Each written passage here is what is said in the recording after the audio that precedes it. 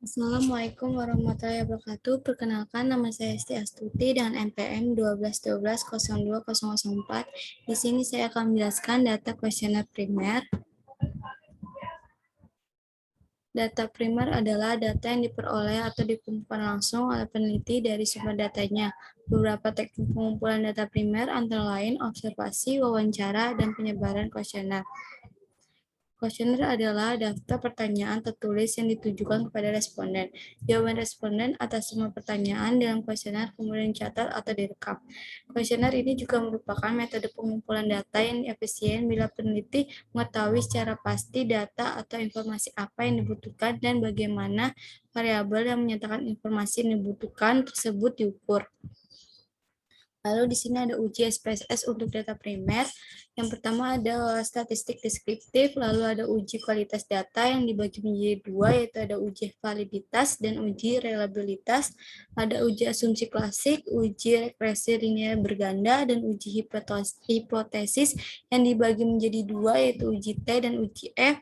Dan yang terakhir ada uji koefisien determinasi statistik deskriptif, yaitu membahas tentang cara-cara pengumpulan data untuk memperoleh informasi yang berguna dan mudah dipahami. Dan kata lain, statistik deskriptif adalah menggambarkan data yang tadi dikumpulkan.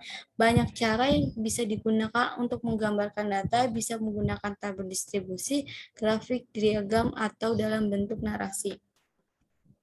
Di sini ada uji kualitas data adalah uji yang disyaratkan dalam penelitian dan instrumen kuesioner yang bertujuan untuk mengetahui apakah instrumen yang digunakan valid atau reliable, sebab kebenaran data yang diolah sangat menentukan kualitas hasil penelitian.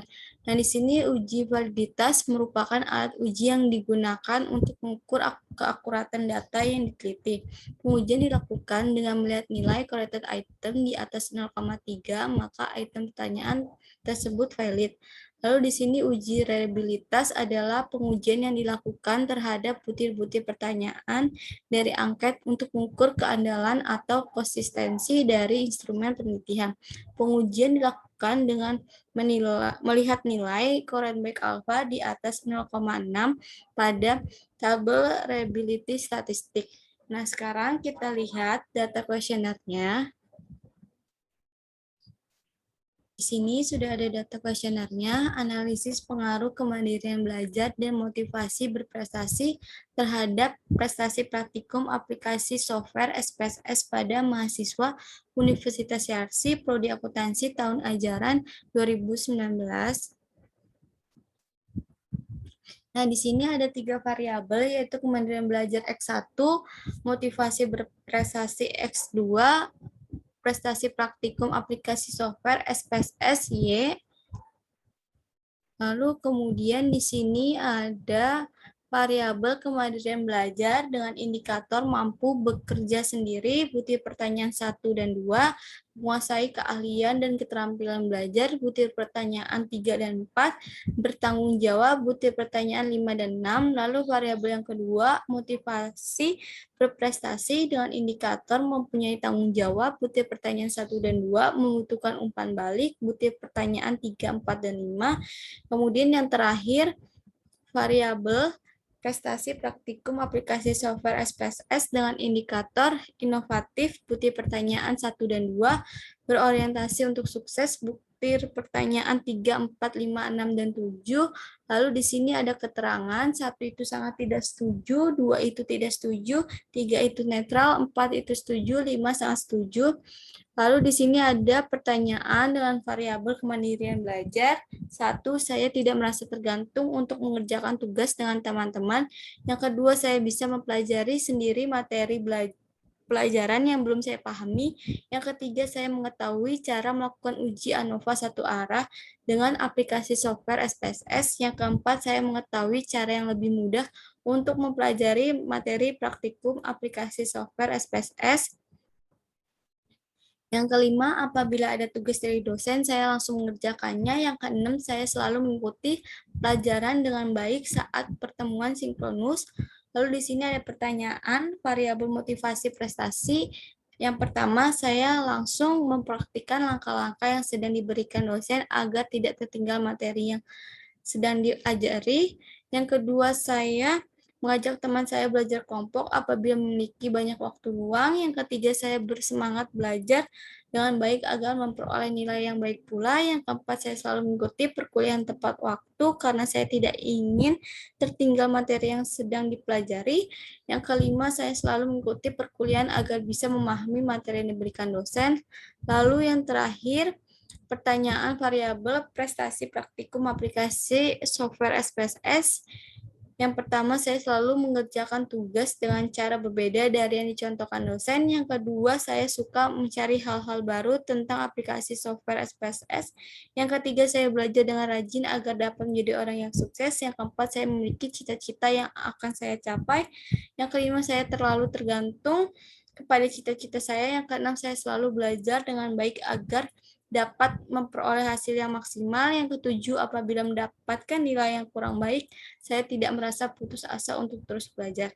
Nah, sekarang kita masuk ke aplikasi SPSS-nya. Nah, setelah masuk ke aplikasi SPS-nya, kita masukkan dulu datanya.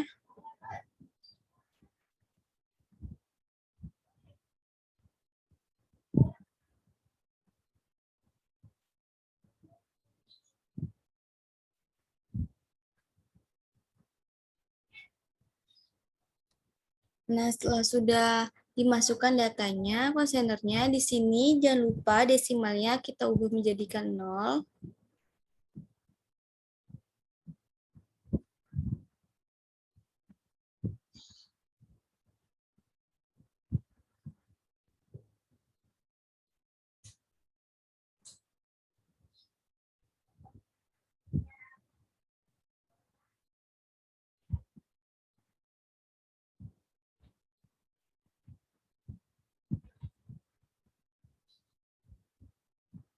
Nah, setelah itu values-nya di sini kita isi dengan keterangan yang tadi. Satu itu sangat tidak setuju. Yang kedua itu tidak setuju. Yang ketiga ini netral. Yang keempat setuju. Yang kelima sangat setuju. Lalu kita klik OK.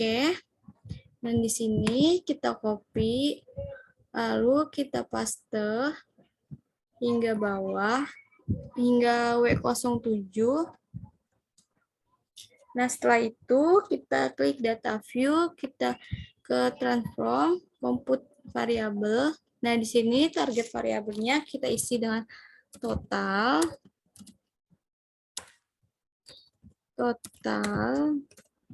B, karena kita akan mencari total B-nya. Sebelumnya saya akan menjelaskan dulu B ini itu dia kemandirian belajar, yang M ini dia motivasi berprestasi, yang W ini prestasi praktikum aplikasi software SPSS. Nah, lalu di sini B01 ditambah B02 ditambah B03 ditambah B04 ditambah B05 ditambah B06. Nah, lalu kita klik OK. Nah, selanjutnya kita masih sama, kita akan menghitung total M-nya. Kalau tadi kan total B-nya. Sekarang kita hitung total B-nya. Nah, di sini kita ganti dengan total M. Nah, M1 ditambah M2 ditambah M3 ditambah M4 ditambah M5. Nah, lalu kita klik OK. Terakhir, kita akan mencari total W-nya. Langkahnya masih sama seperti tadi.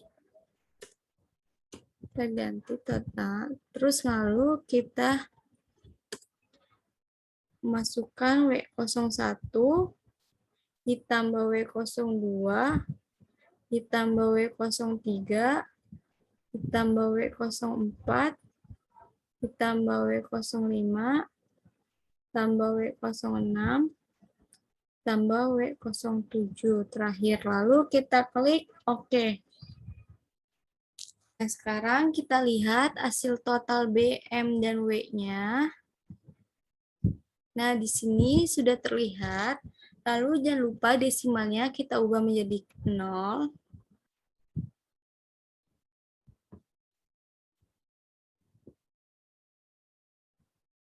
Nah, kemudian total M ini nominalnya kita ubah menjadi scale. Nah, lalu kita ke data view, kita klik analis, deskriptif statistik, lalu frekuensi. Nah, di sini kita pindahkan ke variabel. Nah, maaf sebelumnya untuk nama, gender, kelas, total B, total M, dan total W itu tidak usah kita pindahkan ke variabel, cukup yang B sampai W saja. Setelah itu kita klik statistik. Lalu yang di checklist di sini itu meannya, median, modus, sum, lalu minimum, maksimum, standar deviasi, dan varian. Lalu kita klik continue, kita klik OK. Nah, di sini sudah terlihat N-nya ini jumlah byte data di sini 171.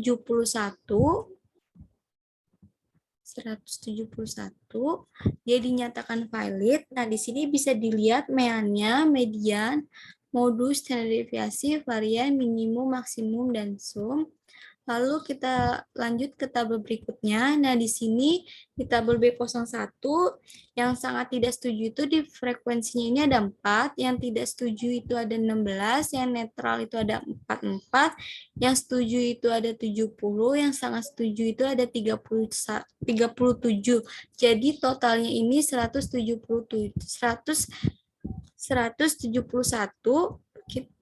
Kita lihat sama seperti yang di atas. Lalu di tabel yang B02 ini, dia yang tidak setujunya ini ada di frekuensinya ada 4, netral ini ada 23, yang setuju ini ada 90, yang sangat setuju ini ada 54. Jadi totalnya 171. Nah, di sini yang sangat tidak setujunya tidak ada yang dipilih. Lalu seterusnya seperti itu hingga ke W07. Nah, ini cara mencari statistik deskriptif. Nah, selanjutnya kita akan mencari uji validitas dan uji reliabilitas. Dan datanya masih seperti kayak tadi, kita pakai yang tadi saja. Lalu cara mencarinya, kita klik analis, scale, terus di sini reliability analysis. Nah, di sini B01 sampai B06 kita pindahkan ke item, lalu kita klik statistik. Nah, di sini scale if item delete-nya kita checklist, lalu kita klik continue, kita klik OK. Kemudian kita lakukan seperti tadi, tapi itemnya kita ganti dengan M01 sampai M05. Nah, setelah itu kita klik statistik. Dan di sini sudah ke checklist, kita langsung continue saja, lalu kita klik OK. Langkah yang terakhir masih sama, kecuali kita cuman ubah di itemnya saja seperti tadi. Kalau tadi kan B sama M, sekarang kita ganti jadi W.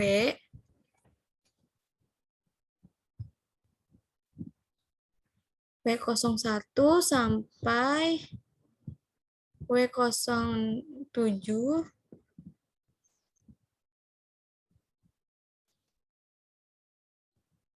Nah, setelah itu kita klik statistik. Nah, di sini sudah ke checklist, kita langsung continue saja, lalu kita klik OK. Nah, kalau sudah muncul seperti ini, kita lihat ke variabel B-nya. Nah, di sini di variabel B, di collected itemnya, kita lihat dia ini valid atau tidak.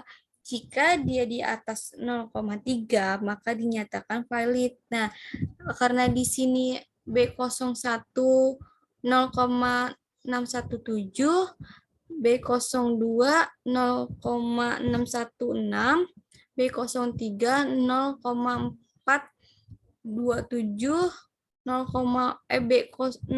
B04 0,313, B05 0,611, B06 0,547. Nah, berarti kan di sini dia di atas 0,3, berarti dinyatakan valid. Nah, sekarang kita lihat di Cronbach alfanya, di sini dia 0,767. Jika di atas 0,6, maka dia dinyatakan reliable. Nah, di sini kan dia di atas 0,6, berarti dia dinyatakan reliable. Nah, lanjut kita ke variabel berikutnya. Nah, di sini di variabel M-nya juga di corrected item, di sini dia juga di atas 0,3, maka dinyatakan valid. Lalu kita lihat di sini juga dia di atas 0,6,